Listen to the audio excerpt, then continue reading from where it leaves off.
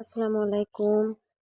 অনেক আপুরাই আমার কাছে জানতে চাও আমার টুইন প্রেগন্যান্সিতে কি সিম্পটম ছিল। আজকে সেটাই তোমাদের সাথে শেয়ার করব। প্রথমেই বলি আপু, আমার প্রেগন্যান্সিতে কোনো বমি নেই। আমার ৩টে প্রেগন্যান্সিতে বমি ছিল না কখনো। আমার প্রথম প্রেগন্যান্সির সাথে টুইন প্রেগন্যান্সি পুরাই মিল ছিল। আমার গ্যাসের কোনো সমস্যা ছিল না, খেতে পারতাম খুব। তবে ভালো খাবারগুলো বেশি খেতে পারতাম, যেমন পোলাও, গরুর মাংস, রোস্ট, কোরমা, বিরিয়ানি, গরুর ভুঁড়ি, গরুর পায়া এসব বেশি খেয়েছি। সাথে ফলমূল নিয়ম করে খেয়েছি। মাছ একদমই খেতে পারতাম না। এক কথায় আমার বেবি হওয়ার পর ২ মাস পর্যন্ত মাছ খেতে পারিনি। তবে আমি একটু টেকনিক করেই চলেছি। যখন পোলাও, গরুর মাংস খেয়েছি তখন গ্যাসের ওষুধ খেয়েছি, যাতে আমার খেতে কোনো সমস্যা না হয়। আমার প্রেগনেন্সিতে প্রস্রাবের ইনফেকশন হয় খুব। আমি সবসময় এটা টেস্ট করতাম এই জন্য, কারণ প্রস্রাবের ইনফেকশন থেকে বেবি অ্যাবর্শন হয়। আমার এইবার টুইন প্রেগনেন্সিতেও ৩ বার প্রস্রাবের ইনফেকশন হয়েছিল।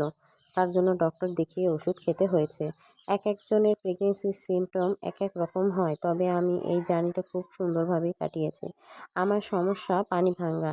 প্রথম প্রেগনেন্সিতে ৫ মাসে পানি ভেঙে ছেলেবাবু অ্যাবর্শন হয়। আবার টুইন প্রেগনেন্সিতেও ৩২ সপ্তাহে পানি ভেঙে একটা নর্মাল এবং একটা সিজারে ডেলিভারি হয়। আমার পানি ভাঙার ধরন আলাদা। আমার পানি ভাঙতে শুরু করলে বন্ধ হয় না। অনেকের হাত পায়ের ভিতর কামড়ায়, কোমর লেগে ধরে। আমার হাত পায়ের ভিতর কামড়ায়নি কখনো।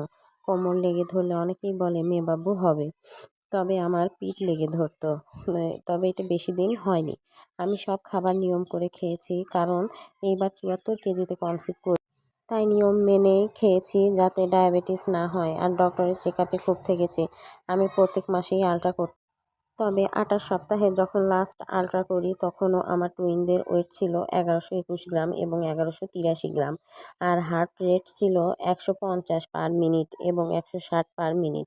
কিন্তু ৩২ সপ্তাহ ৪ দিনে আমার যখন ডেলিভারি হয় তখন বাবুদের ওয়েট ১৫০০ গ্রাম এবং ১৯০০ গ্রাম হয়। তোমরা সবসময় একটা জিনিস মনে রাখবে, টুইন প্রেগনেন্সিতে একটা বাবুর মাথা উপরে এবং একটা বাবুর মাথা নিচে থাকে। যে বাবুর উপরে থাকবে তার ওয়েট বেশি হবে, কারণ সে মা যা খাচ্ছে সেই পুষ্টি উপরের বাবুই বেশি পাবে, নিচেরটা কম পাবে। আমি প্রথম থেকে যত আল্ট্রা করেছি তার মধ্যে ৩২+ সপ্তাহের আল্ট্রায় বাবুদের ওয়েটের বেশ পার্থক্য আসছে। আজ এ পর্যন্তই। ভিডিওটি ভালো লাগলে একটা লাইক, শেয়ার এবং সাবস্ক্রাইব করবেন। আল্লাহ হাফেজ।